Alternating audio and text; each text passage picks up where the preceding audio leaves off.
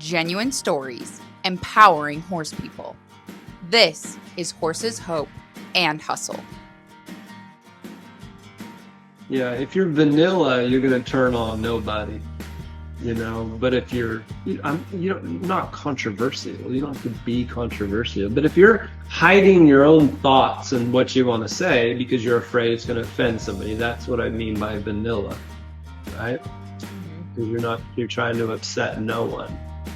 And if you do that, you're going to turn on no one. Like nobody's going to listen to you,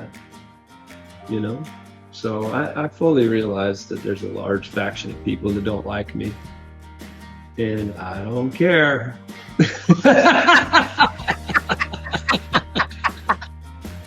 Welcome back to another episode of Horses, Hope, and Hustle. I'm your host, Crystal Show, and today I'm sitting down with Dusty Whitford, cutting horse trainer, founder of Horse Pro TV, and the creator of the new Western drama Tin Top. What we love about this is he's built all of it without apologizing for who he is. Let's get into it. All right. Well, welcome back, listeners. I'm really excited today. We are joined by Dusty Whitford, of actually a man who wears a lot of hats, but cutting horse trainer, Horse Pro TV owner, producer. Correct me if I'm wrong. You do a lot of things, so I'm really excited to dive into this. Yeah, I do a lot.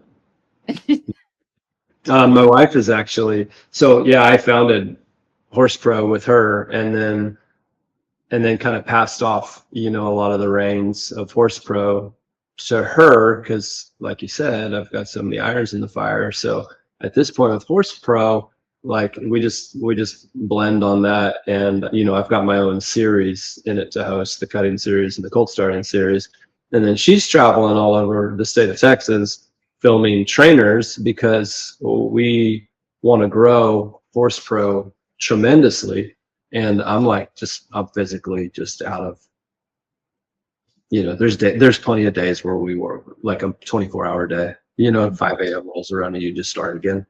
Yeah. That's the way it is. Yeah, that's crazy. So kind of walk us through the beginning of your journey. You started in the Army National Guard, and then you ended up getting into the cutting and then Horse Pro. Walk us through what that all entailed. It's just kind of my personality. So I have said many times to people like, oh, I'm just gonna go do this. So I remember that, like cutting horses. I remember saying to this girlfriend I had at the time, I was like, I'm gonna train cutting horses. And she was like, you've never been on a cutting horse. And I was like, what is that? I've never met a surgeon that, I never met a doctor that doctored before, they were not a doctor, what a strange, limiting thing to say. That makes no sense to me. I've never done anything before the first time I've done it. So and then this will make me sound super simple, but it really is true. My daughter's mother, we broke up, and I was like, well, I'm joining the Army, and she's like, you're not joining the Army. And I'm like, yeah, I'm joining the Army. And she told me I wasn't. And the next day I was at MEPS. I was like at the recruiter, and I was signed up and out of there. I walked in and I was like, what's got the highest bonus? And he said, truck drivers and combat engineers. They were the two most killed MOSs in Iraq. And so they're the highest bonuses at the time. Truck drivers and combat engineers. And I was like, well, I'm sure as hell not going to be a truck driver.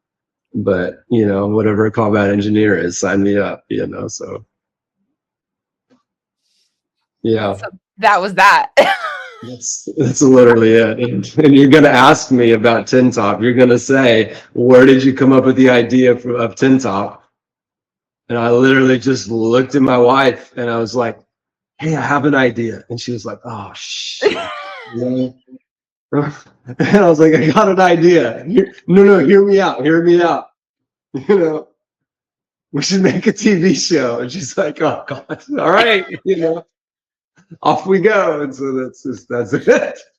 We just did it. And there's more stuff than that, but you're asking about horse pro and cutting horses. So that's literally how I just decided. I just was like, this is what I'm gonna do. And then I took off. Huh. That's cool. I mean, that's just proof that the power of the tongue of just being like, this is what I'm doing. I don't know how I'm gonna do it yet, but I'm gonna do it. Yeah.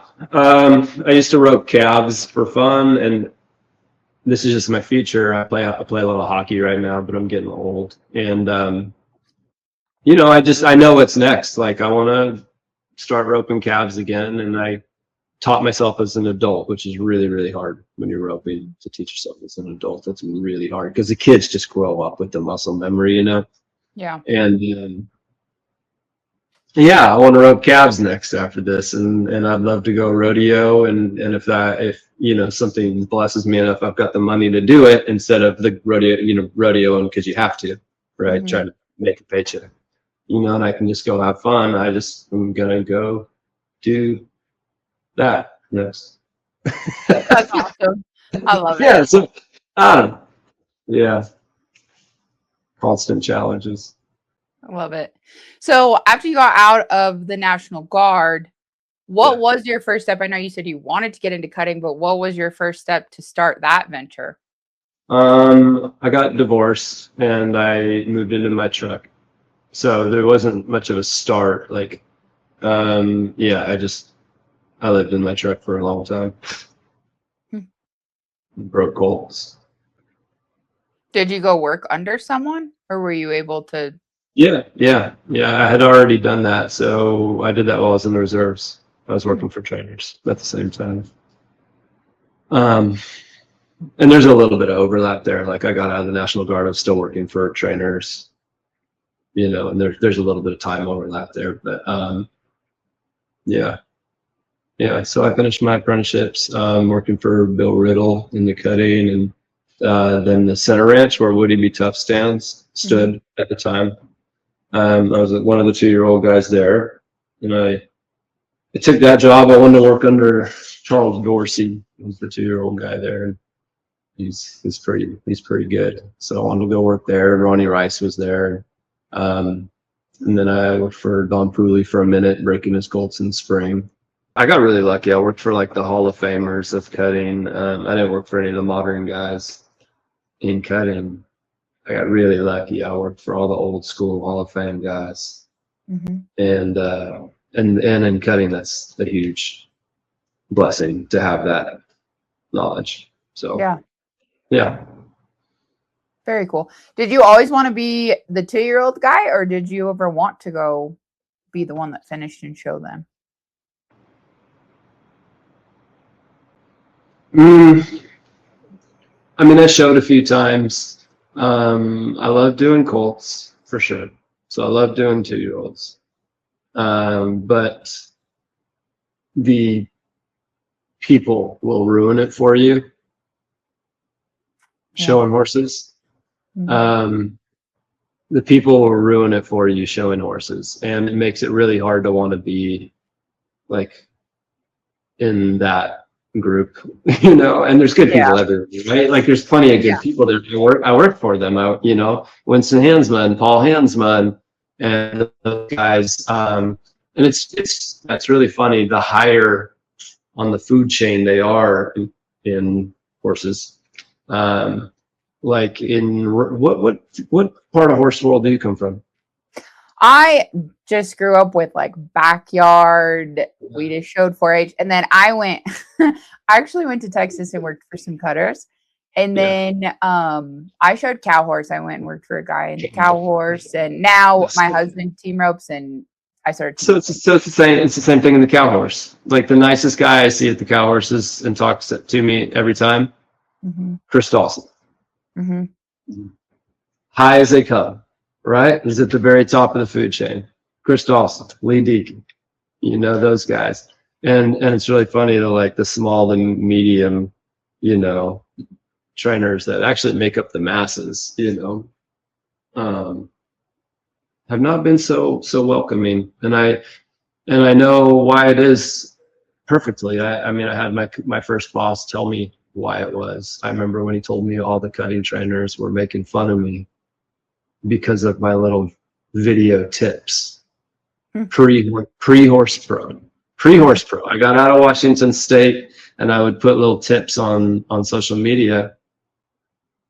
And I thought, oh, this is cool, you know, like everybody back home, and like maybe this will help a trail rider. So as I'm learning something, I'd put a little tip with my own personal horse, you know, on Instagram or Facebook, and it just grew, you know, thousands of followers.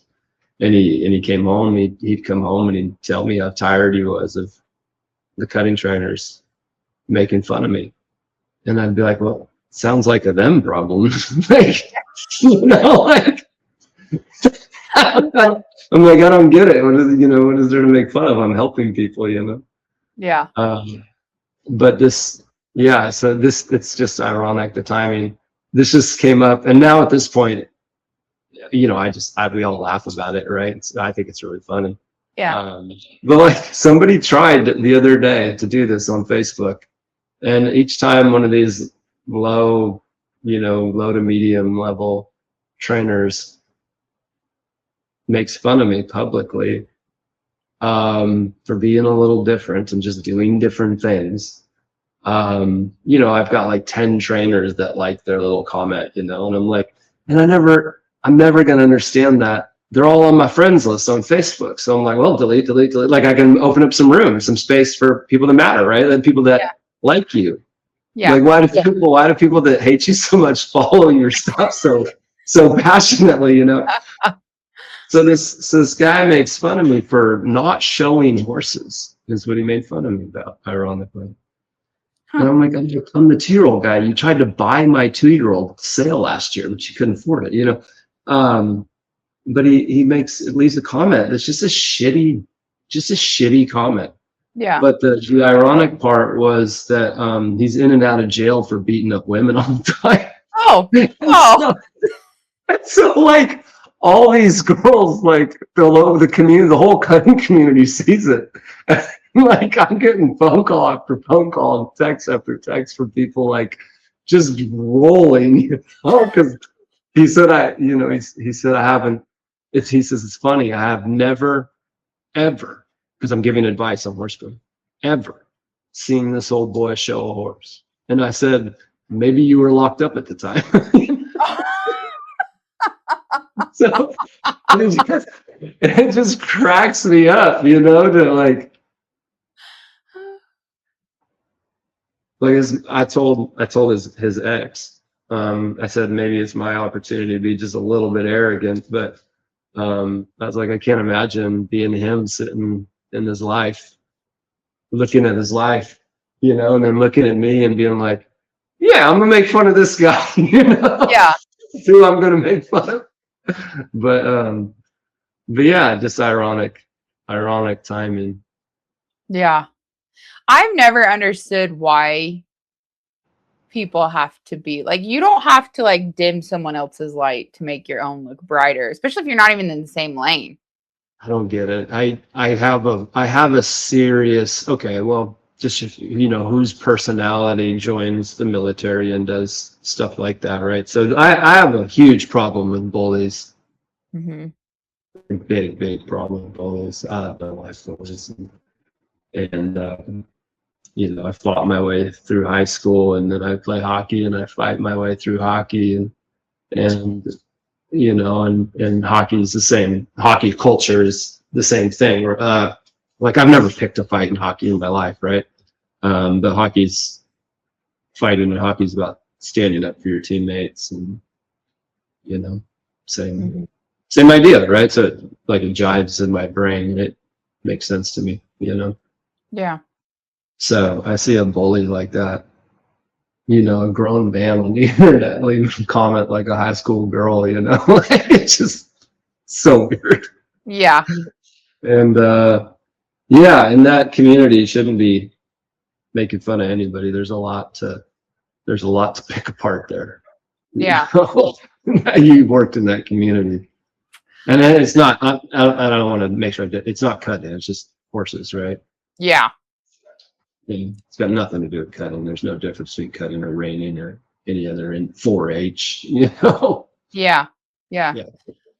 that kind of attitude too towards people, and it's not like I don't know what the right terminology, but people they think are below them. Like we're all humans, we all have a passion for this. So that's why this platform and podcast exists, because I know there's so many people that have been through that were just treated like shit from people.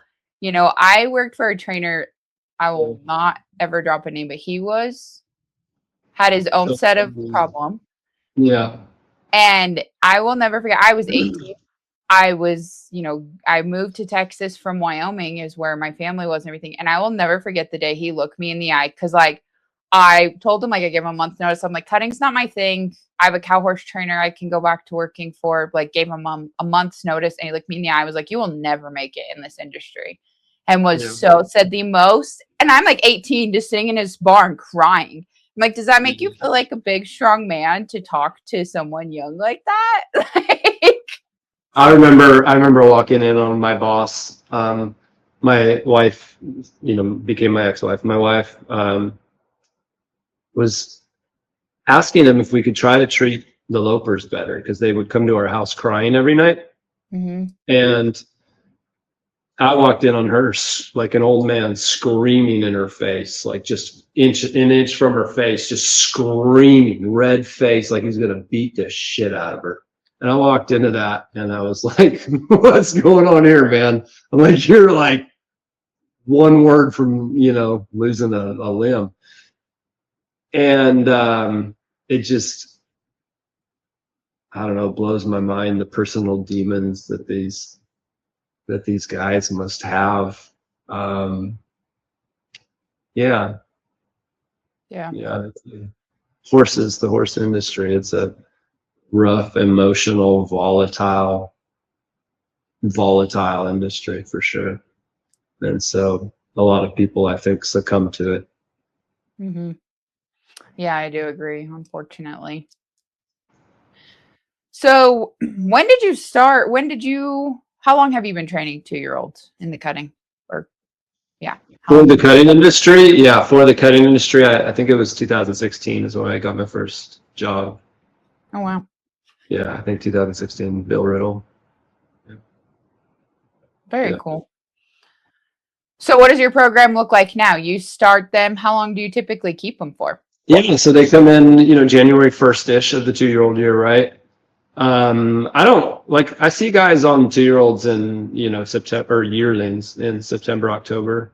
Never going to do that. So January 1st of the 2-year-old year, and then we're on a big ranch, and we're in Henrietta, Texas, and so we have 40 acres here of our own, but it's surrounded by, it's Henrietta, Texas. There's nothing around me but cattle, right? Yeah. And so we're just surrounded by acreage. So I start those horses lightly, and then I just go get lost somewhere every day on them, right? And we do that till, we just ranch on them till like March before we do anything, cutting wise. Cutting is, I don't care how well bred they are or how low hocked or how wide their back end or whatever. Horses are not made to back up and turn around. Mm-hmm. Like the sport is for us, period. It's our sport. And, so we got to take care of their freaking joints, So there's a lot of going forward and learning where to put your feet and just long trotting and stuff like that before we ever go to, wanting to back up and turn with the cow. Mm-hmm. Yeah.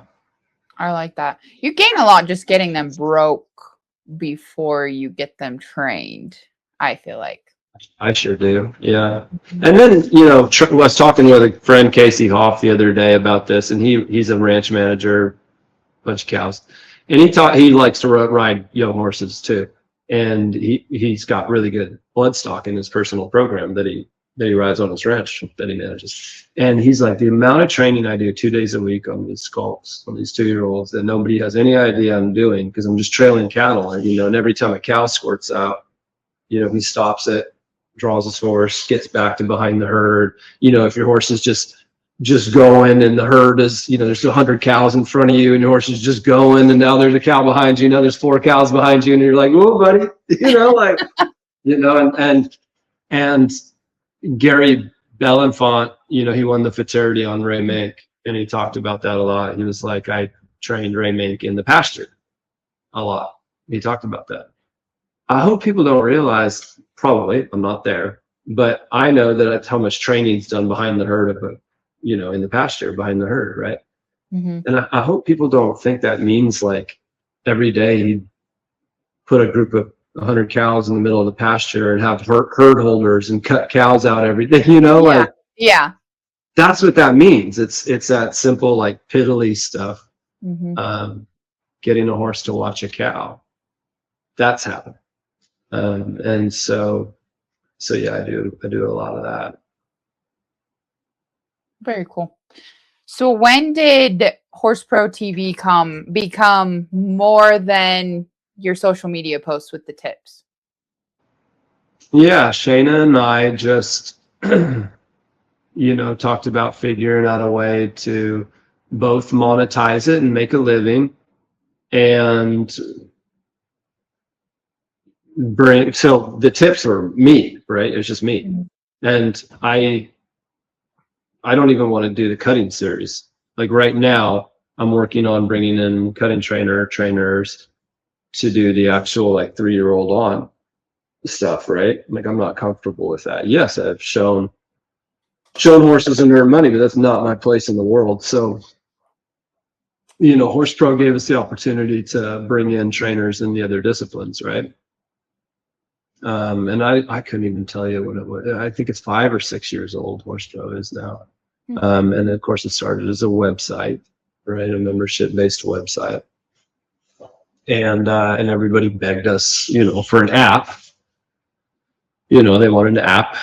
And for a long time, an app that size, that's like a $250,000 app. Mm-hmm. You know, so that was out of the question, Yeah. right? But the price of technology came down. You know, the cost of doing business came down, and it's something we could afford. And it's still expensive. It's a $72,000 app, but it's the size of Netflix. You know, like I could host a billion live viewers on that app, you know, without trouble. And so, yeah, when it started, the idea was just the ability to bring in other trainers. And I wanted unedited training. That was the whole point. Transparency is really, really important to me. And so being able to bring in their programs without, you know, explaining how to ride a 2-year-old problem on a finished show horse is really important to me. That's still going on today, you know, with other services, and that's great. They can do that. But we wanted to kind of chronicle, you know, a horse's program more. So I've got guest trainers that just submit, you know, their 4 rides so that people can see a snapshot of their program. And then we have our full-time hosts, you know, and you're following a cow horse, you know, through its 2- and 3-year-old years so that you can see the whole process. What I've learned is not many people want that. They don't want that. More people want a quick snapshot of somebody cool and famous. Why do you think that is? American attention spans. And if people really wanted to work that hard, they'd go to work for somebody and learn it, right? Yeah. But with that said, there's a dedicated smaller amount of people that value the same service tremendously. Lakota Novacek out in Nebraska, she has nobody around her to help her, and she part of what she used to train a snaffle bit fraternity horse for the first time was Horse Pro. You know, following Cody Patterson's stuff and the reining trainer and the cutting and mine and adding them all together. And then she trained her first ever cow horse, had never done it, never shown one. goes to the snaffle bit fraternity and has clean runs across the level 1. Open. The level 1 open. You know, like that's so cool. That to me is what it's all about. Yeah, I wish there were like 50,000 more of her. Yeah.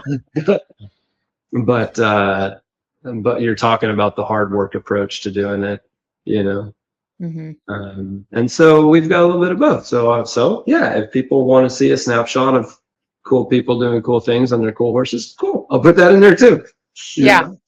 Yeah, we'll have a little bit of both. Yeah. I think that's important in businesses to be able to evaluate that firstly and be like, okay, like business wise, okay, we'll try to have a little bit of both. But I do think it's important what you said, the American attention span. Everybody wants this cool thing, but they're like, okay, you have 30 seconds of somebody that has spent countless hours and years either putting into that horse or learning how to decades. Yeah. Decades. Yeah, exactly. So yeah. Like I said, I'd love if there were 50,000 more, but yeah. I think that's important too. I was actually just thinking about that this morning. Someone told me once, it's not always about the size of your following, but kind of like the dedication or loyalty they have to you. And I think that speaks volumes, just, yeah, if what you're doing can help a handful of people, then it's, we all obviously want to help hundreds of thousands of people, but the size of your, or the dedication of your following is huge. Yeah, so the followings are really funny, how they interact differently across different social media platforms. Like Instagram is useless. It's the most useless app. I have no idea why we use it. The following on my page has been a 95 something, we'll say 95.5, for like 3 years straight. If I have a viral post and I go up 800 followers in a day, I go down 800 followers in a day. It has been at that number for 3 years. It is the biggest farce. It is so fake. That number is so absolutely fake, because if they don't engage with you and they're not pulling value from it, what the heck is the point between 95,000 and 500? Facebook interacts completely different than Instagram. Like the people interact differently. It's kind of funny. The same people will interact differently between Instagram and TikTok, TikTok's different. I'm just getting into TikTok, and that's a different audience. It's an interesting audience. TikTok is its whole own breed. I get questions in the comments and stuff that are just like make you question humanity and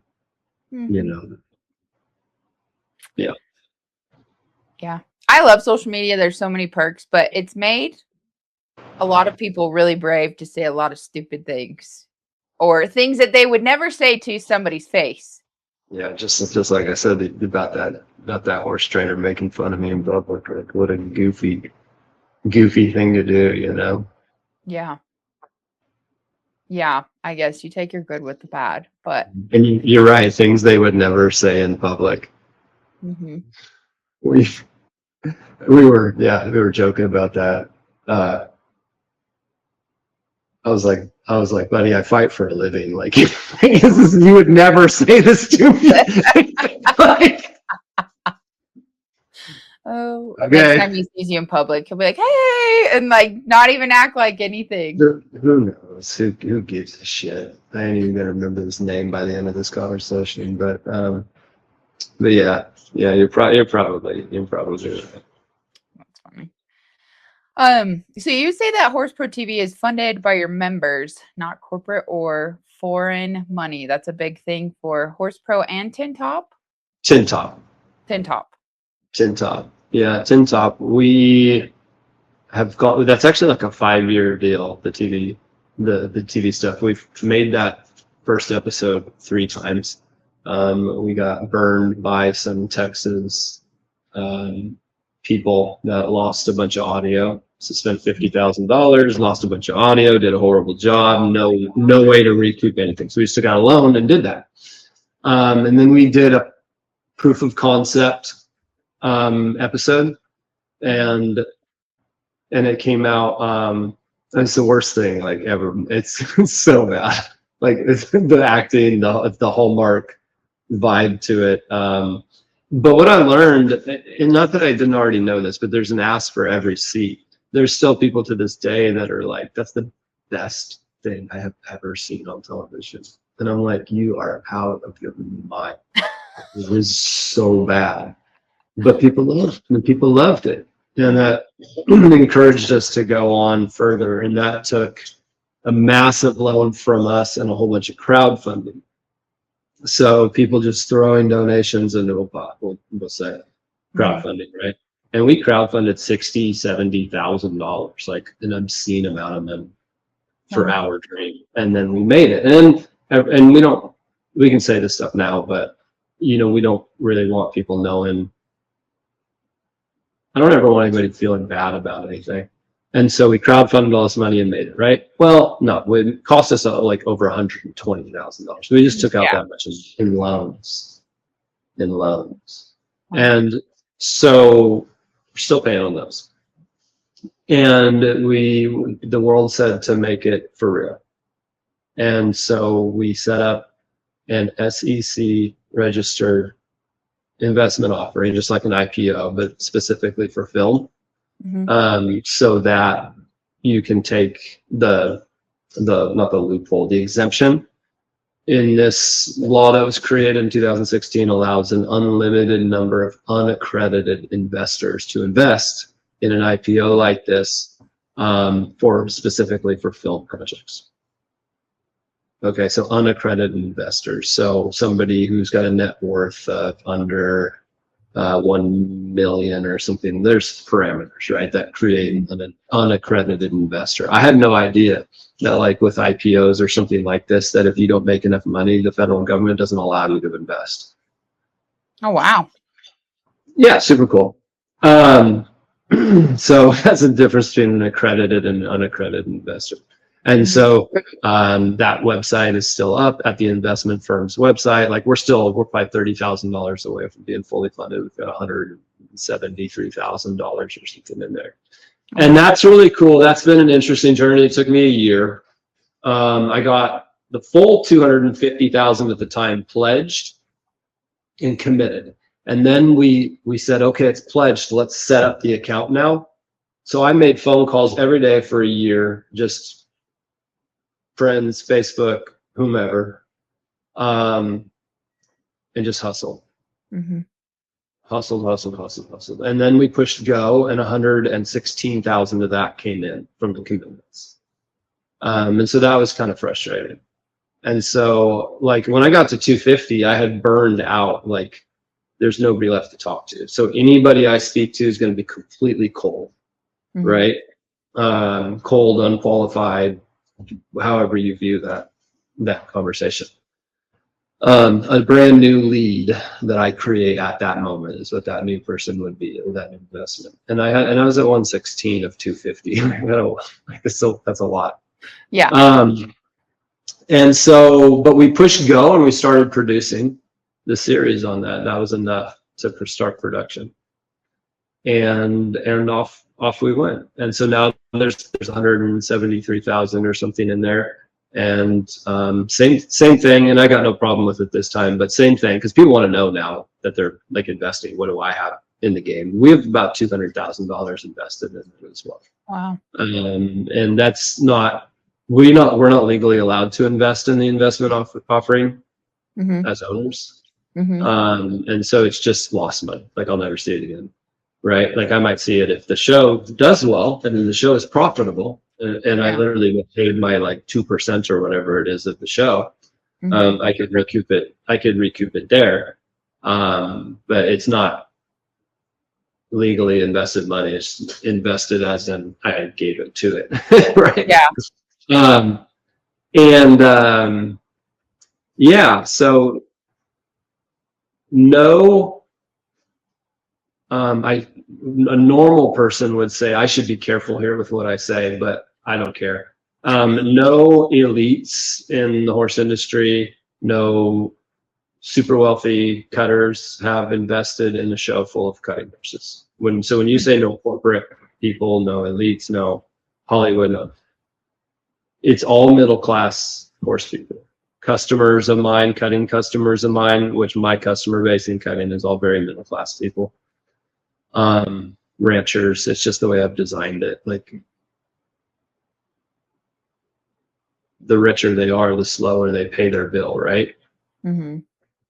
So that's why I designed my customer base that way. And so none of those people have invested in a show about cutting. And then I talk to people and they're like, that is so strange. Why would that be? I don't get it. I'm like, well, I get it completely. I'm making this show about the threats facing America's small failing rancher. Half of those people are the threat to the small American rancher. Why would they invest? You know, we're talking about the nation's land developers and AI data center builders, and I mean, just go to a cutting and sit down and talk to somebody. Hey, what do you do for a living? You're like, oh, I have a podcast, you know, and what do you do for a living? I'm the CEO of Russia, you know, or whatever. I don't know, you know. You're just surrounded by billionaires and oligarchs, and why would they invest? Yeah. Doesn't make any sense. So there hasn't been any of that, you know, and when I joke about like Hollyweird and bash on them a little bit, it's very deserved. Mm-hmm. I've met that group of people. They're a bunch of weirdos. I don't want them anywhere near us. But like with anything, there's good people everywhere. Mm-hmm. Right? There are good people in Hollywood. There's good people in Los Angeles. There's good people in Beverly Hills. I talked to one the other day. And this stuff's going to happen. And it's happening before the show ever came out. And I knew this would happen. It's not lost on me what Tin Top is and the size that it could be. It's not lost on me at all. I know what we have. And the emails are coming in, you know. So like I got an email the other day that said, you know, I'm the executive producer of, and she named this large studio in Hollywood that's produced some movies like the Dallas Buyers Club, like 500 or so big movies on their list, you know, and she just saw our stuff on TikTok. And she said, I know what you're doing here. She said, I think this is extraordinary. It's not, she said, it's not lost on her what I'm doing. She gets it. She goes, and I watched your video on talking about the pedophiles in Hollywood and stuff, and your interview, and she was like, I think we might share some views, you know, and I'm like, okay.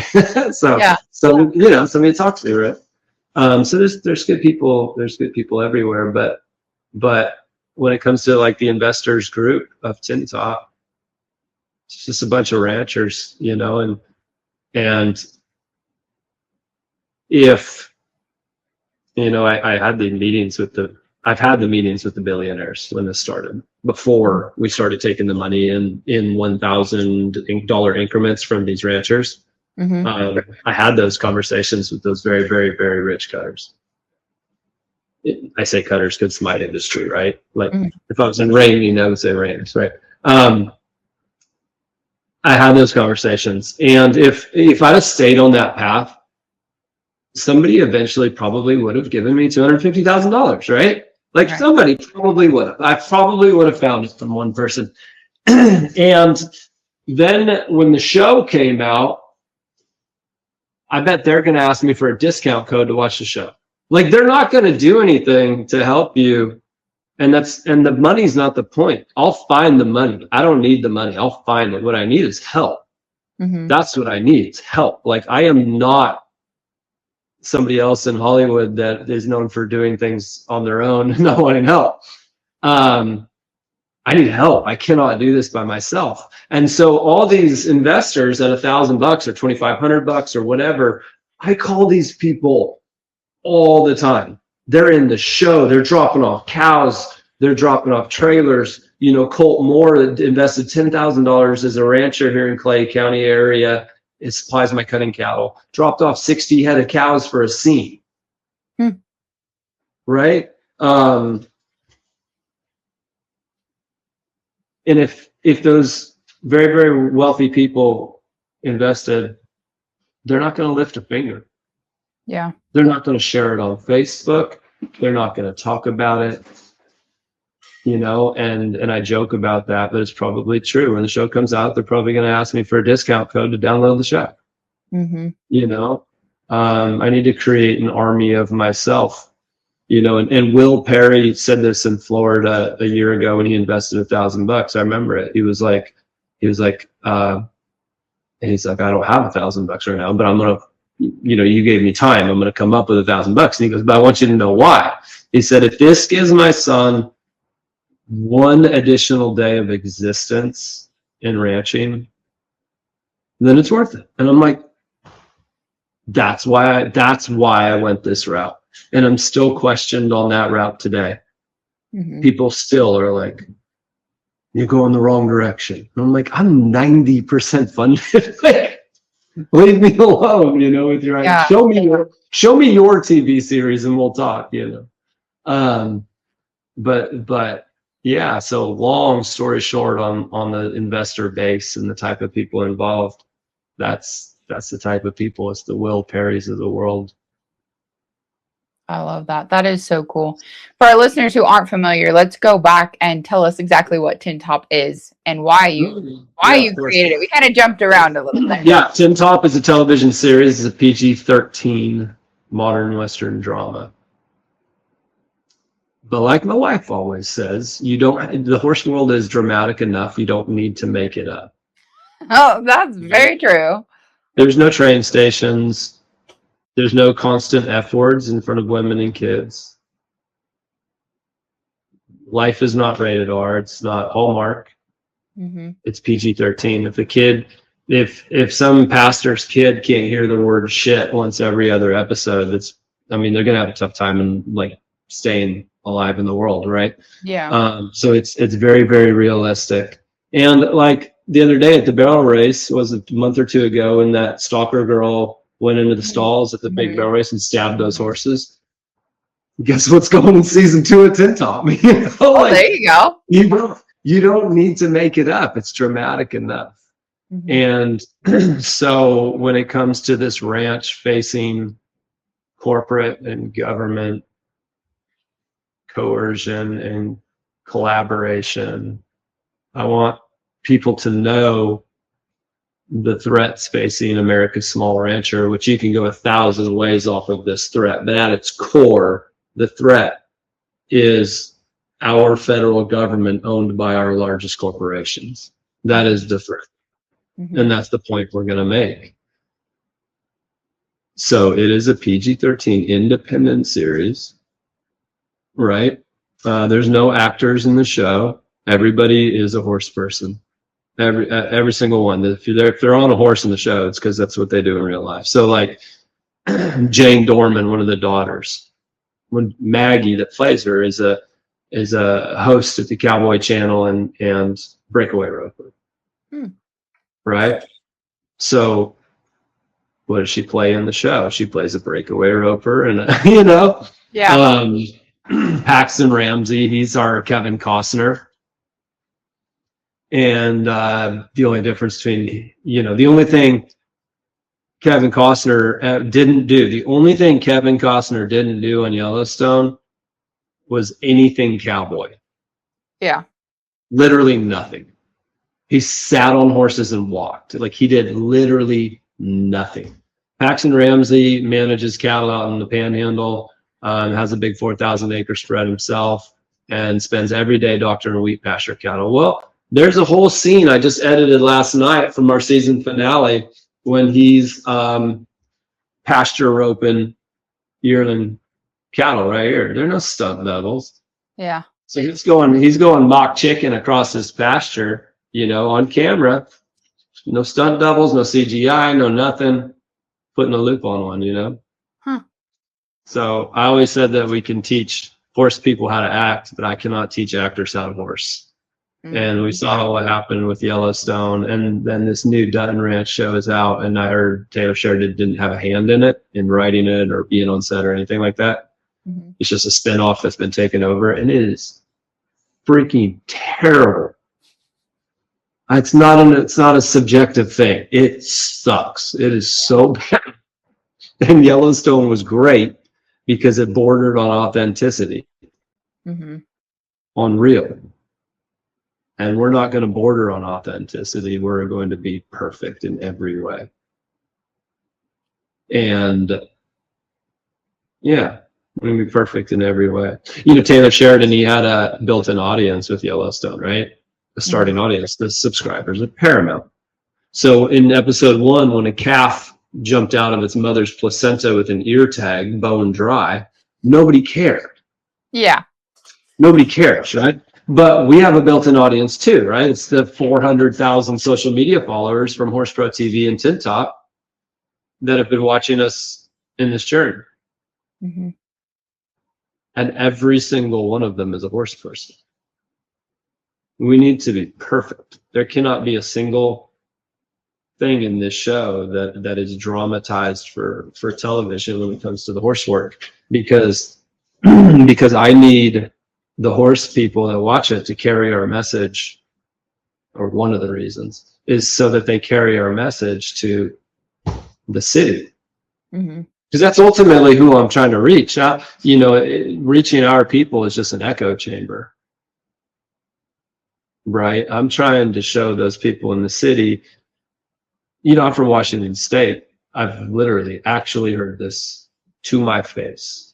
I get my beef from the grocery store so that no animal has to die. That's a real thing. Like, there's humans in the world, we're walking amongst them that actually believe that. So that's who I'm trying to reach, you know? And they're not going to carry that message if it's not approved, if it doesn't have the seal of approval, you know? Yeah. Yeah. So, and where do you air Tin Top? Well, that's what the Horse Pro TV app is for now, right? So the app has its membership on one side for the horse training.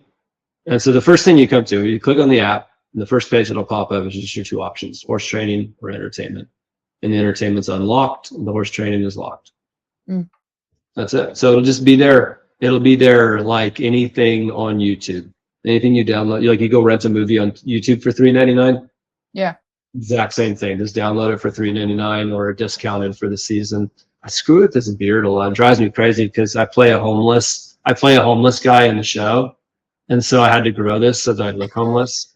And now I just look homeless. I freaking hate it.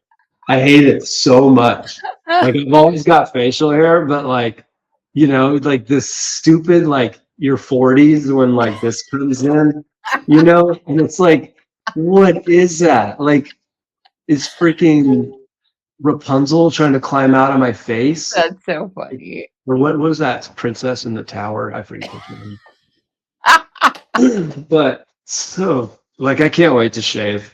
And the season's almost over, and we film our Afghanistan footage at the end when we are in Afghanistan. So we have to shave our face for that, you know. So we film that last because we all got shaved, you know. And I'm like, you know, watching the clock. I can't wait. I don't even remember what I was talking about, but it couldn't have been that important. Since we've talked about you being the actor, can you tell us a little bit of the storyline of Tin Top? Yeah, of course. It's got these 2 Marines that lost a teammate in Afghanistan in a suicide bombing, and then this ranch loses their son. And that's the connection between these 2 parties, and it's it's a drama. Well, the one guy said, one of our like freelance editors of our script, he's the former vice president of television at Columbia Pictures, and he edited my script. Oh, cool. And he didn't have much for me. He said he felt bad. He took my money, and he said, I feel really bad. He goes, just produce it. He's like, it's ready to go. And I'm like, well, crap. But that's a good thing too. And he said, there's there's drama, there's hints of romance, there's moments of levity, there's it's not just a line story of the government and corporation versus the rich, Mm-hmm. um,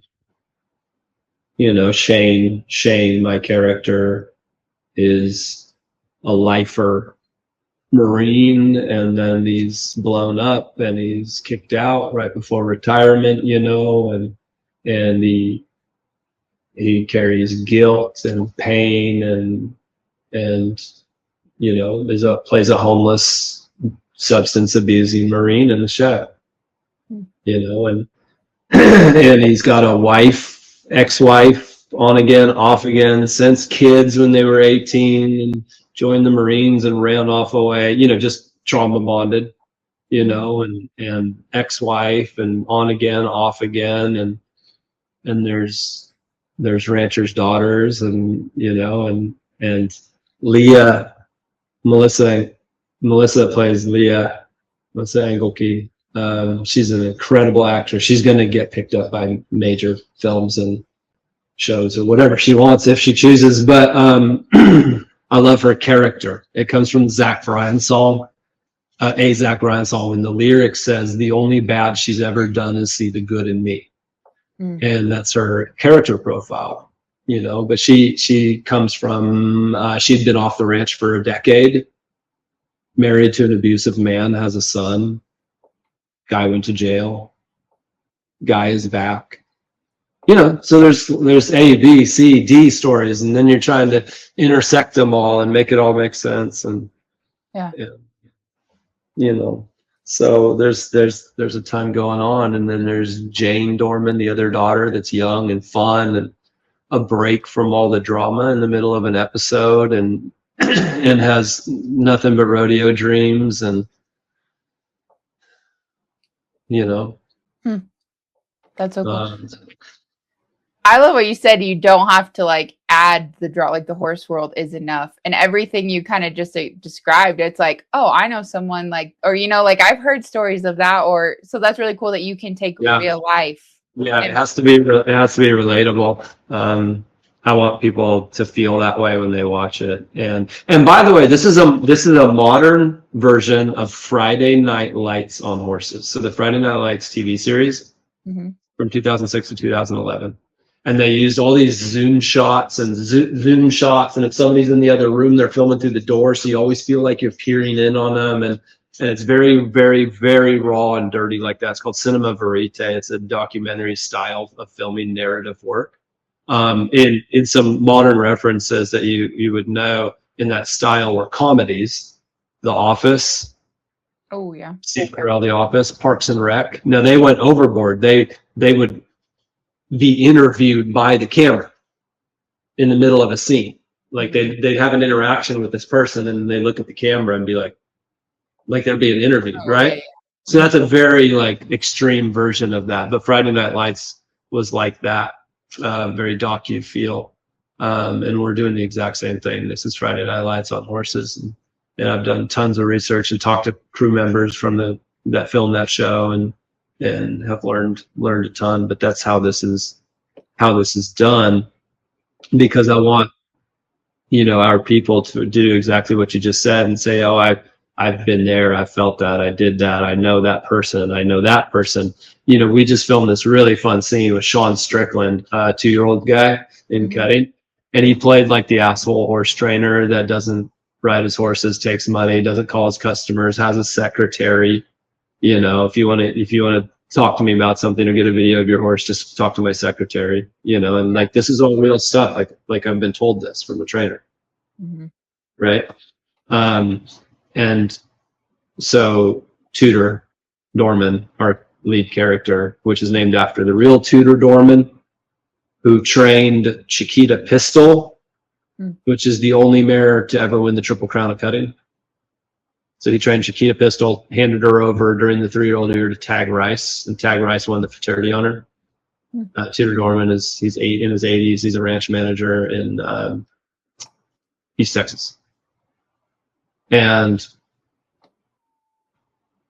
that came about, helped me stay on track. I have have like head injuries, and so sometimes I forget where I'm going. But his granddaughter just adores her granddad and described him to me, and I was like, oh, it sounds just like the character I want to create. And she talked about how the NCHA cutting won't really talk about him, and Chiquita Pistol, the only mare to ever win the Triple Crown, but they're sure talking about Smart Little Lena, you know.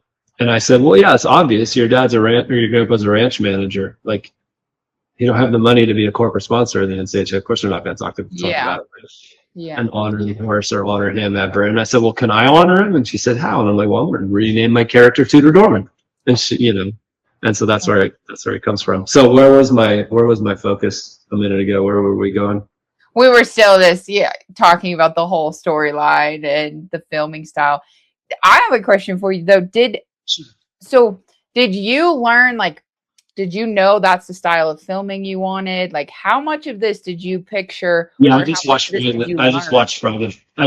Night Lights, and realized, I was like, oh, I want to do it that way.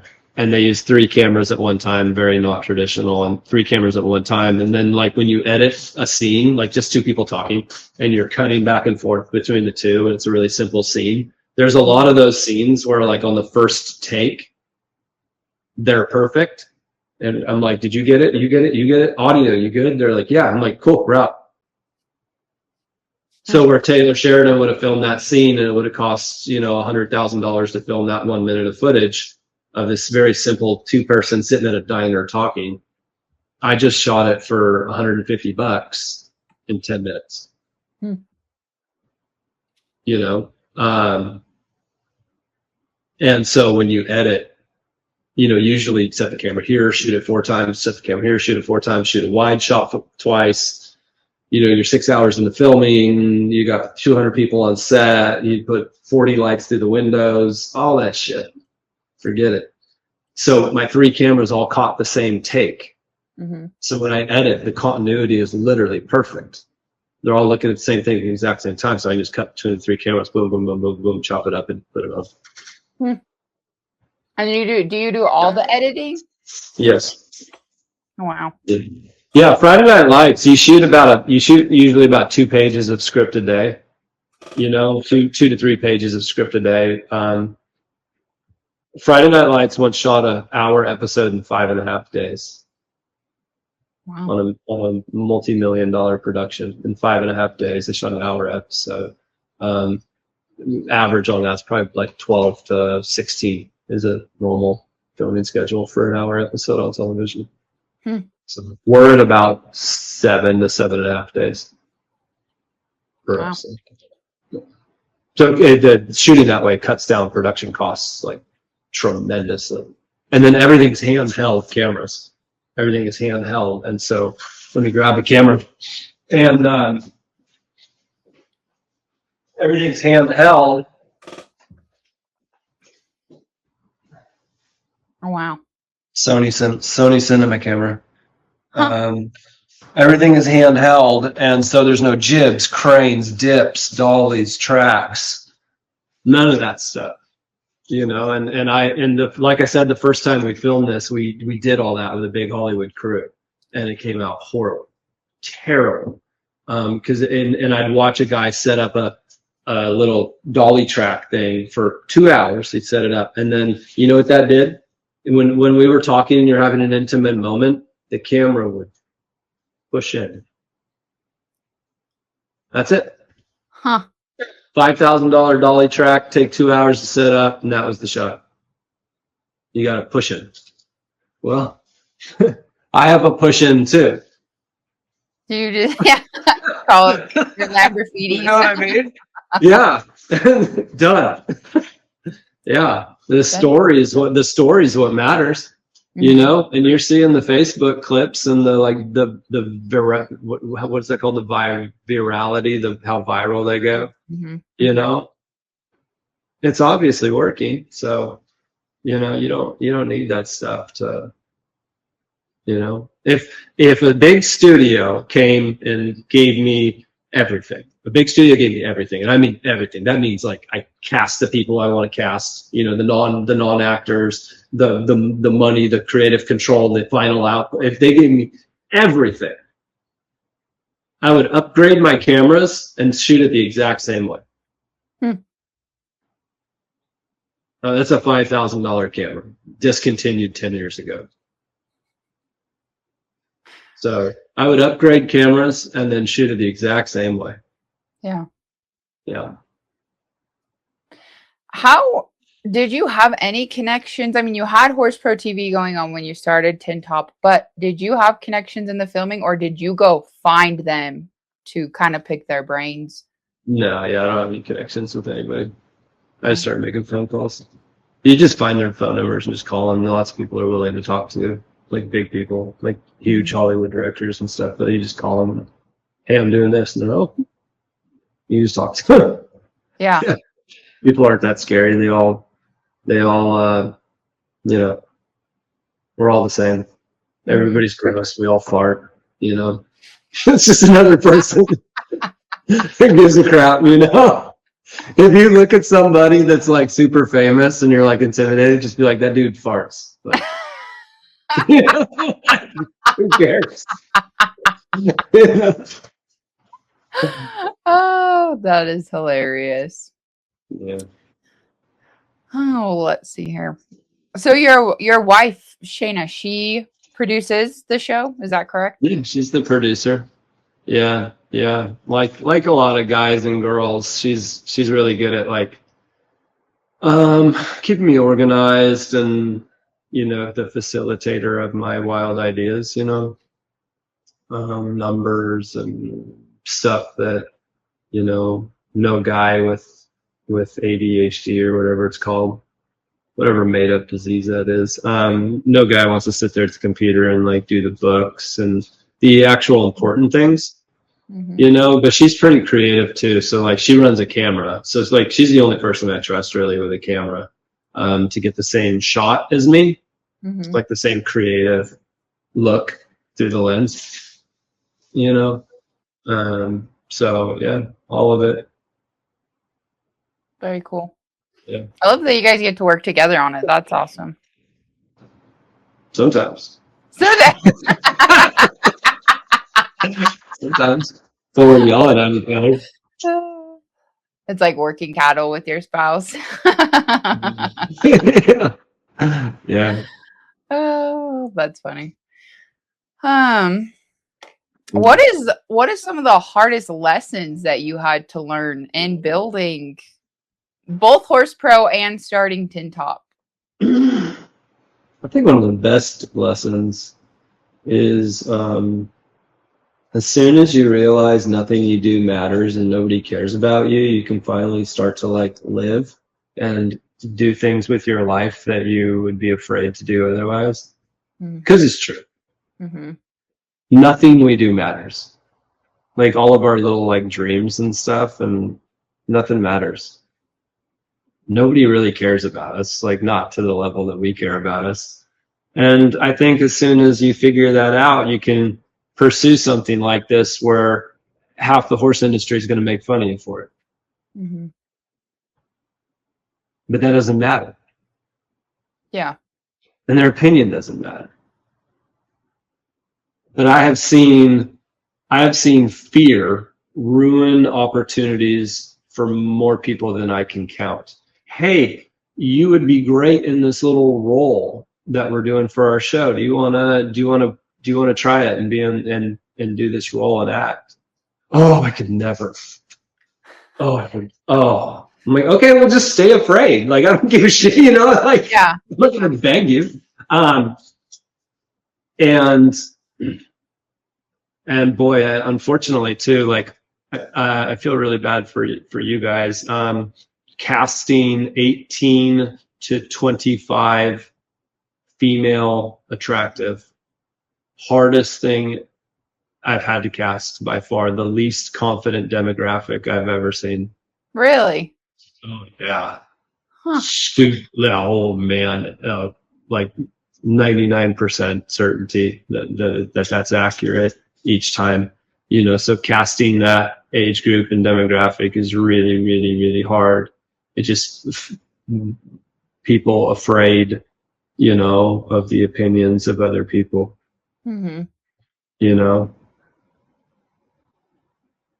Yeah, I could see that.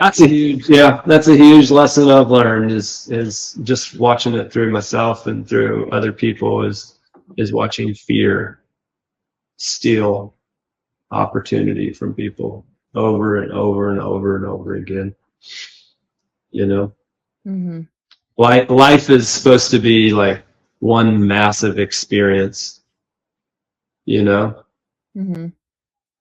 and nobody does. Almost the entire world just gets up and goes to work. Well, what did I say? It doesn't matter. Going to work doesn't matter. Like, it just robs you of experience. This job that you fret about, or because your boss is up your ass about um, whatever reason. You fix cars for a living, you know? Mm-hmm. What a robber of joy and experience that is. So yeah, Yeah. final answer. Final answer. What I love and like My final answer. what Not I included. what I hope listeners can take away is one, the power of being like, this is what I want to do. And like you either find a way or an excuse, but if you want it bad enough, yeah. Who gives a shit?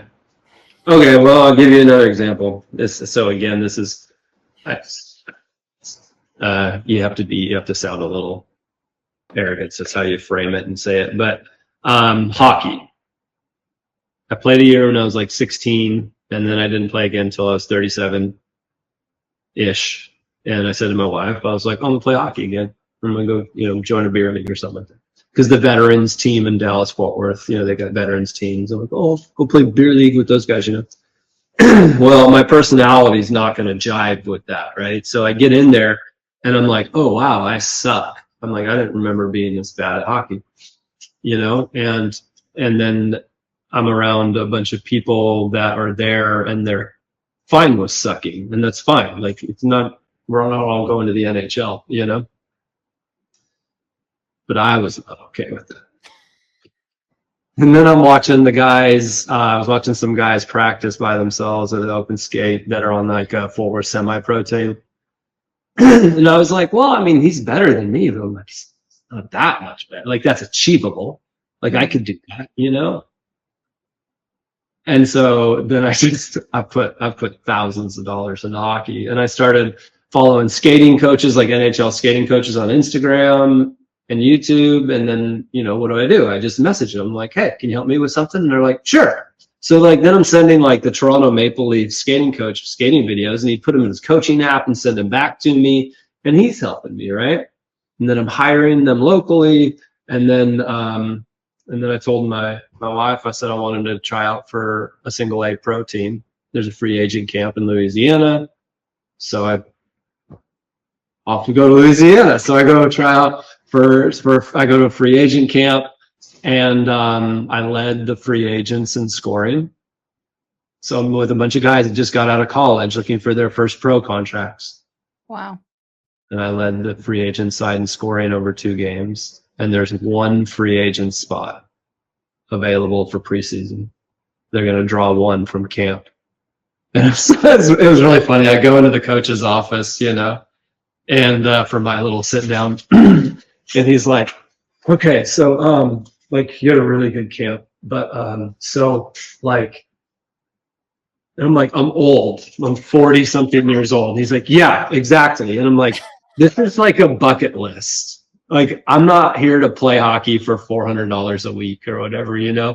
He's like, oh, okay, because I mean, I can only take one, but I mean, like, if I could take 2, or if you were 20 years younger, I mean, you wouldn't even be trying out for single A. You'd be, and I'm like, I've done enough, like, this was my NHL, I didn't know.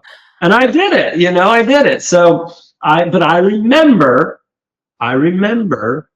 when at 37 or whatever, when I mentioned it to the wrong person, and I'm like, oh, I'm gonna make a pro team, and they're like, okay. Yeah. Just do it. Yeah. Just do it. I love that. Just figure it out. Go do it. So And like I said, it's for nobody but me, because nobody cares that I did it, and it doesn't matter that I did it. It's just for me, and I got to achieve it, and that's all that matters. And and if I failed, nobody would care. Nobody cares that I did it. Nobody cares that I didn't do it, except for you, except for me. And so, better experience life. You got something you want to do, you better do it now, because you're gonna wake up one day one old ass man. I regret not doing it for yourself. Just do it. Nike. Just do it. Nike. Need a paid advertisement from Nike on that one. Yeah, where's my check?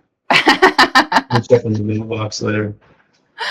Oh, that is awesome advice. So what else? Shoot it out. What's next for Horse Pro TV and Tin Top? Or after? How many seasons of Tin Top do you plan? 10. And not like these 8-episode crap seasons that these people keep putting out. We have to do that in the beginning because that's how much money was given to us. We got like 5 episodes, and then let's double that for season 2. But these like Dutton Ranch came out and there's 9 episodes. It's like, you guys have hundreds of millions of dollars and you put together 9 episodes. People just get started enjoying something and then it's gone for the next year and a half. Yeah. So yeah, I'm always really, really impressed by the show Heartland up in Canada. Right? Very different show. Ever. It's very Hallmark.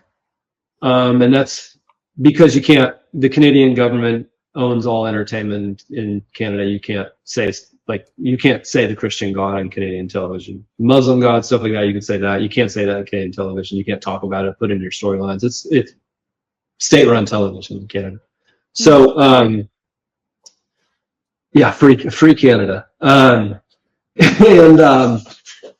So there's limitations. So it's very Hallmark. But I'm always super impressed by them because it's on, like you said, season 20 or something like that, and they put out 18, 19 episodes a season. So there's so what I'm impressed about is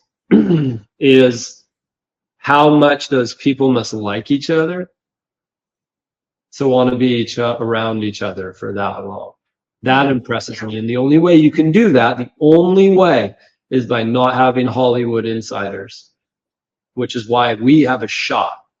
If nobody gets a big ego, we have a shot at doing that. And we casted horse people, right? So we have a fighting chance for sure. We have the best fighting chance of that. We have a better chance than Heartland. So I'm always really, really impressed that they were able to do that because, Yellowstone. I mean, the reason Yellowstone ended is because Taylor Sheridan and Kevin Costner got a fight.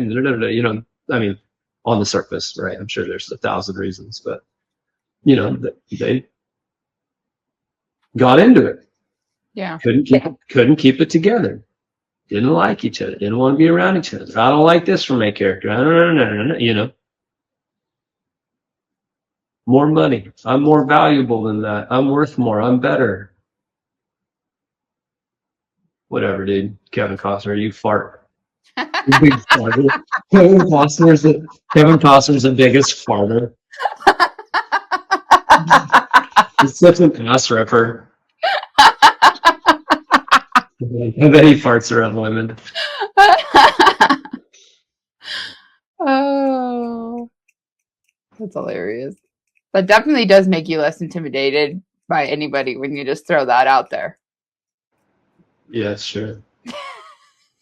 When you negotiate your contract, you should only get certain things if you don't fart. If you can promise you don't fart. Then you get you get an extra $1 million an episode if you can commit to never farting. And or 10 grand off every fart. Yeah, you can't secret fart. I bet Kevin Costner wears those fart filtering underwear, like the charcoal underwear.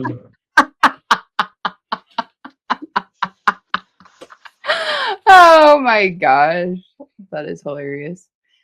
Um, when you were pushing Tin Top and even Horse Pro TV, did you set aside some of the budget that you had gotten for Tin Top? Like, did some of that go to marketing, or was it mainly social media? How are you getting it out there? There's no money for that. It's just go viral. And we call them, they used to be called money scenes. You can't handle the truth, right? Money scenes in film. And we call them TikTok scenes. Because like if there was 30 seconds in this scene that if you took it out and put it on TikTok, would it go viral? Mm-hmm. Right? And so I try to, like in television too, and you write, like I've learned this from the writer of Ted Lasso, Bill Freeman. And he said, never delay your money scenes, like front load them. And you're worried that you won't come up with another money scene, right? That big scene that becomes famous. And he goes, well, he's like, that's your job. Figure it out. You're a television writer. Come up with more, you know? So he's like, don't ever delay your money scenes. And so we have a bunch of those. They're all improv. No scene you've ever seen in a movie ever, pretty much 99.99% of them that you've seen that are famous scenes from movies or television mm-hmm. that have stuck to this day are they're improv. All of them. You can't write them. It's impossible. Mm-hmm. You know, you want the truth, you can't handle the truth. All of them are improv. And so that's your marketing. That's your marketing right there. But remember what I said, I'm trying to create an army of myself. So as I go through my day and work, I'm trying to create passionate fans that will, you know, move the message out. And we should capture, what is our demographic? We should capture every town in America under 2,500 people. That's where we should be. Mm-hmm. Like the Facebook group in my small town in Henrietta. There's 3,000 people that are like passionately excited for something that was filmed here, and you know, mm-hmm. they don't need to see Dutton Ranch to be entertained. You know, that's the people in Dallas, you know, in a condo that need to see that to feel mentally stimulated. You know, so that's your marketing. There's there's not probably going to be a penny for marketing. You know what my main marketing will be podcasts. Podcasts. One of Taylor Sheridan's guys, a stunt guy, he's a traditionalist, and you're typically supposed to, he's like, what do you mean podcasts? He goes, you're supposed to have an equal amount of money for production as advertising. And I'm like, yeah, I mean, that would be great, you know, like, yeah, sure, I'll take it. And I said, didn't you, I said to him, I go, didn't you vote for Donald Trump? And he goes, yeah, why? I said, didn't Donald Trump just win a national election by doing podcasts? And he was like, oh, touche. You know? But yeah, he did. So, you know, podcasts, the print media, you know, all these print medias are ready to do, you know, feature articles on Tin Top. Western Horseman, magazines like that, Quarter Horse News. Are you in Colorado? We're technically like Wickenburg, Arizona residents, and then we come to Colorado for the summer. Okay, you'll get a couple of tickets to the red carpet for the season finale, not the premiere, season finale. And so it's a black tie, Fort Worth black tie event. We throw a hell of a party. 1,000 people fit in this theater, so we're going to pack it. It'll be full. Yeah. And you walk the red carpet and do all the stuff, right? Got to be creative.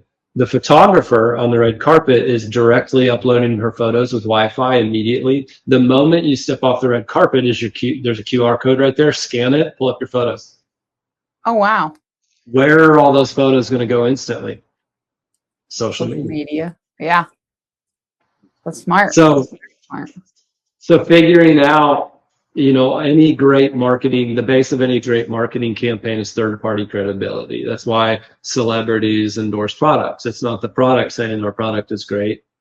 It's Matthew McConaughey saying drive a Lincoln. Mm-hmm. That's the basis. That's why celebrities endorse it. It's why it exists. It's a third-party credibility. It's like when your mom says, don't put your hand on the stove, it's hot. And you're like, whatever, dude. And grandma's like, don't put your hand on the stove, it's hot. And you're like, okay, you're like, well, listen to grandma, I'm gonna listen to my parents, It's the same thing. It's third-party credibility, right? So the base of any good marketing program should be centered around third-party credibility, A.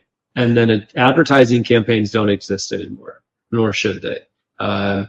The social media and the internet has leveled the playing field between, well, I'm case in point. The social media and the internet has leveled the playing field between me and Taylor Sheridan. I can make a TV series. This doesn't exist 5 years ago.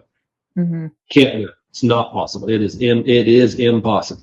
I'd have to go through Hollywood, submit it, all the stuff. It's leveled the playing field. Advertising campaigns don't exist anymore. It's an attention campaign. Mm-hmm. It's an attention campaign. And you can do that for free, right? So create an intention campaign that gets other people to spread your message. Have people, do that good of a job and be that valuable to them that they're willing to go out and talk about it. And then that if your friend recommends a service or a product, you are 1,000 times more likely to use it than if the product tells you about the product. Yeah. If Toyota tells you to go buy a car, you're like, of course Toyota's going to tell me to buy a car. But if your friend drives a Toyota and loves it, well, now you might think about going and looking at Toyota. Mm-hmm. Right? And so, long story short again, and so, no, there's no money. I mean, we're $30,000 away from having a fully funded production budget. And I know that I'm going to be, that money's coming out of my pocket. I'm well aware. I'm going to have to go get another loan to buffer what's left that doesn't get invested in, and so there's just not going to be an advertising budget. It's going to have to grow because of the power of will, which is the one thing I've got. All this whole process, this whole 5-year process is just a sweat equity process, right? And that works for me because I'm not very smart.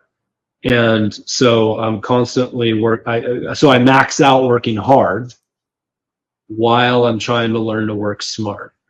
Mm-hmm. But I'm always going to work hard. I've never been outworked before. And so same thing with advertising. I'll just never stop.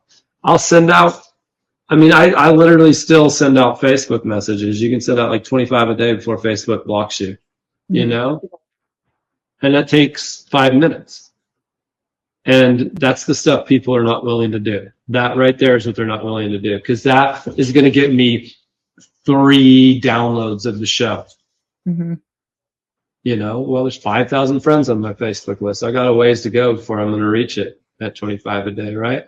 And that's going to add up. If, I don't know, maybe 10% of them do, that's 500 downloads. Well, those people are going to tell people, right? Right. And 500 downloads times a net of $2 a download is $1,000 times 5 episodes is $5,000 to get us into profit. It adds up. Mm-hmm. I don't care how small it sounds, it adds up. Yeah. I think it's important, even too, as a business owner and hustler, entrepreneur, whatever, not overlooking those little things. Like you said, it's taking you 10, 15 minutes to send those messages, but like you just take that time as you're drinking your coffee in the morning and drinking your coffee all day. Those things are more valuable to me than the big fish. And that's from experience, because while everybody's telling me I have like a hatred towards flies that you've never experienced. It's so passionate. Can we get it on camera? Oh, I don't know if you got it. I'm not gonna pick it up and show you though. That's gross. Yeah. Um, where are we at right now? The importance of We can just say like goof the around a little little bit. things. Yes, because it's from experience. Because while everybody was telling me, oh, I've heard this 100 times, believe me, it's somebody I know is not going to invest, but they want to talk about it. Mm-hmm. And they're like, oh, I know this person and this person and this person, and they're so rich and this, and I'm like, and to date, exactly 0% of this person has invested in the show. Mm-hmm. And while they're telling me I needed to go talk to this rich person, this rich person, and this rich person, in that time, I got $3,000 and $1,000 investors at that same time. And they've already gone into the investment account. They've plugged in their investment. They're done. And it's so you're just sitting there watching it come in little bits at a time at the exact moment that they're telling you that you're wrong. Yeah. Oh, you need no. You need to talk to this person. Tons of money. Oh, they got so much money. They just throw it away. Yeah. No, they don't. They didn't get rich by throwing their money away. Yeah. No. So yeah, the little stuff has been way more valuable to me. Mm-hmm. Yeah. I get that with the podcast, like with this podcast, because my goal, like we talked about when I called you or messaged you on Facebook, I was like, I want the people that are living in it, that are proving it can be done. And I get people once in a while I'll post like, hey, who has guest recommendations? And I get people who don't listen to the podcast anyway, and they want just like the highest of highest people. And I'm like, okay, number one, like that's great. I'm not trying to take anything away from how that person got there. But like, I want to talk to the people who are like right in the middle of the grind, who are in, their first 5 years of sweat equity, or, those are like my kind of people and the stories that I like to share. But it always entertains me because it's people who never listen to my podcast weekly that are recommending these other, like, well, if you had so-and-so, I'd listen. I'm like, then go listen to someone else's podcast.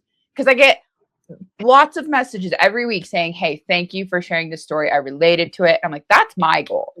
I don't like, I don't need the highest of highest or whatever, that's great. But I want the relatable ones. And it's really funny you say that. I didn't mention that with Horse Pro, with the trainers. When Horse Pro started, I did not want big trainers. Specifically, I did not want them. I wanted the limited open guys. A, I want to promote them. mm-hmm. And B, they still have a personality left that we want to listen to. Yeah. And it's really funny because since that time, then after a couple of years, guess who's calling? The big ones are calling, trying to get on Horse Pro, Mm-hmm. But I wanted the limited open guys. I wanted to hear from them because and the big guys putting them on Horse Pro and talking about them and showcasing their program. You've won $8 million. What am I going to do for you? Yeah. Nothing. But the little guy that's passionate and talking about it, and so passionately talking about stuff. And then I put it on there. And, I know for a fact that some of the trainers on our series that have hosted long-term series, I know that a lot of their businesses come from Horse Pro. They've told me, Mm-hmm. Fantastic. Because I know guys that were started that had like one horse in training and they were facing and going out of business, but they had a lot to talk about it. We put them on there and now they've got thriving businesses. That's pretty cool. Yeah. To me, I've been listening to like a personal branding, whatever book. I try to listen to, some educational stuff here and there, whatever. And that's something they talk about is like find what you're passionate about and then what you do, what kind of back to it means a lot to you. You don't care if other people see you fail, whatever, but you're hitting the right people when you know what you're passionate about. And that goes a lot further to me too, like sharing those kind of stories or like you said, helping them get business. That means a lot more than, that $8 million rider that, Mm-hmm. our listeners probably can't afford to send a horse to anyways. Yeah. Very true. Very true. But, just like with my scenes on Tin Top, like I want them relatable, Mm-hmm. and so you want people that your listener can relate to. and see themselves maybe not jumping from here to here. Maybe they can now see themselves jumping from here to here, Yeah. That's the point. Yep. Yeah. I love it. Well, we kind of covered all of my questions and some. So I feel like there's tons of good stuff in here. I love all of it. But for our listeners, where can they Yeah, find my goal is to just give you like 10 solid clips. So you're gonna pull out, stick on Facebook to advertise it, and I'm gonna look like an idiot, but no. it's gonna get you some listeners. I need to start writing down like the time frames. Like there's a few times I was like, oh, that was so good. And I'm like, I'll remember it. We Yeah, I do don't that in remember. television. It's called a best take. You notate the best take. Oh fudge! I just had the greatest thought. Traumatic brain injury.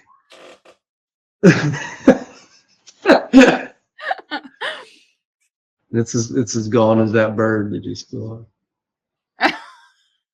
Dang it. So, sorry. Yeah. Well, do you have any last advice for anyone listening? I feel like you had some great advice. Don't take my advice. Can you imagine somebody like listens to the podcast and they're like, yeah, I quit my job and I'm going after this, and I'm like, no, don't do it. Like, you kids. No, I didn't say that. I do want to note something. When we had talked on the phone prior to recording the episode, you had said by trying to please everyone, you attract no one. And that was something I had to write down in our notes because I was like, that is so good. Yeah, if you're vanilla, you're gonna turn on nobody, But if you're, not controversial. You don't have to be controversial. But if you're hiding your own thoughts and what you want to say because you're afraid it's going to offend somebody, that's what I mean by vanilla, right? Because you're trying to upset no one. And if you do that, you're going to turn on no one. Like nobody's going to listen to you. Yeah. So I fully realize that there's a large faction of people that don't like me. And I don't care. That's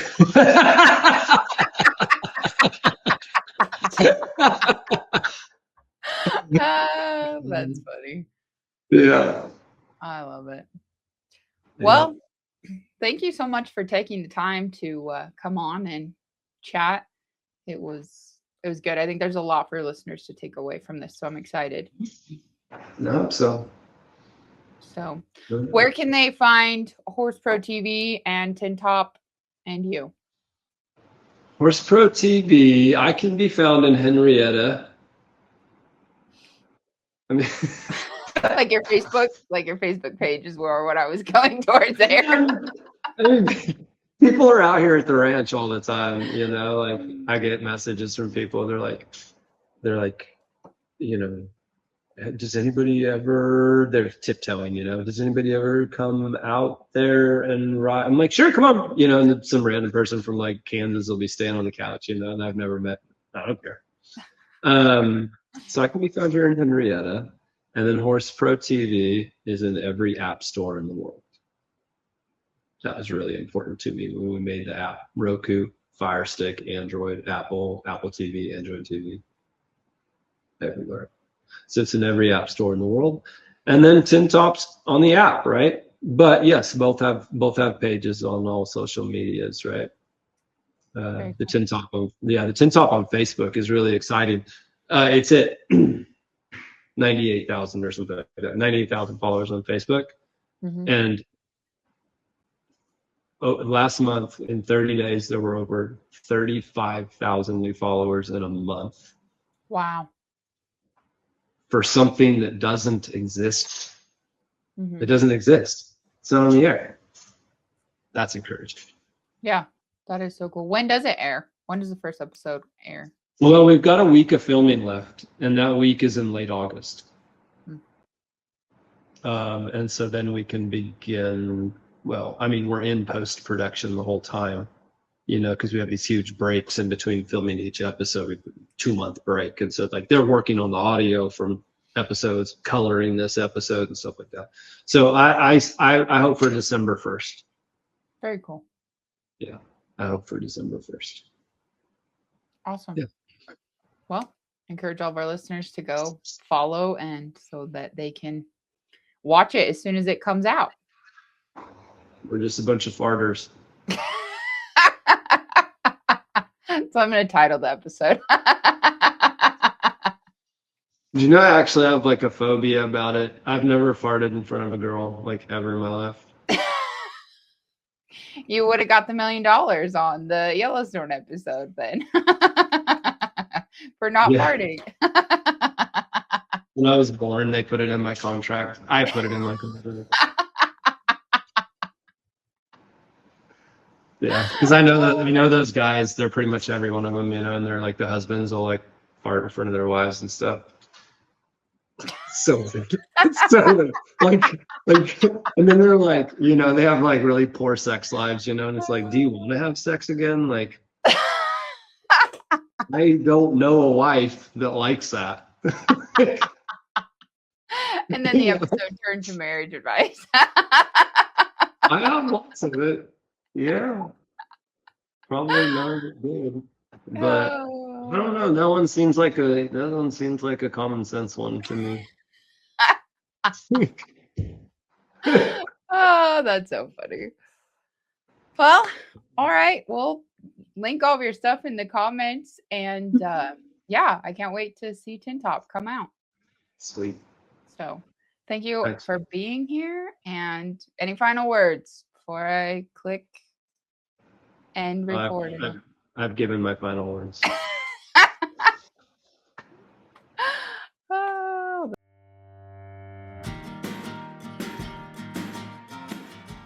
Thanks for riding along with me on another episode of Horses, Hope, and Hustle. If you found a little bit of inspiration or grit here today, share it with a friend, leave a review, or tag us on socials. The mission of this show has always been simple: to build a community of genuine horse people, a place to connect, support one another, and help each other succeed. But this isn't just a podcast anymore. It's a place where everyone has a seat at the table, and we want you there. So get on over to horseshopeandhustle.com. If you own an equine business or host events, you can get listed in our directory, where listings start for free. And subscribe to our weekly newsletter, where we highlight businesses, events, and opportunities right here within our community. And remember, keep showing up for what truly matters. Until next time, stay true, stay tough, and keep hustling.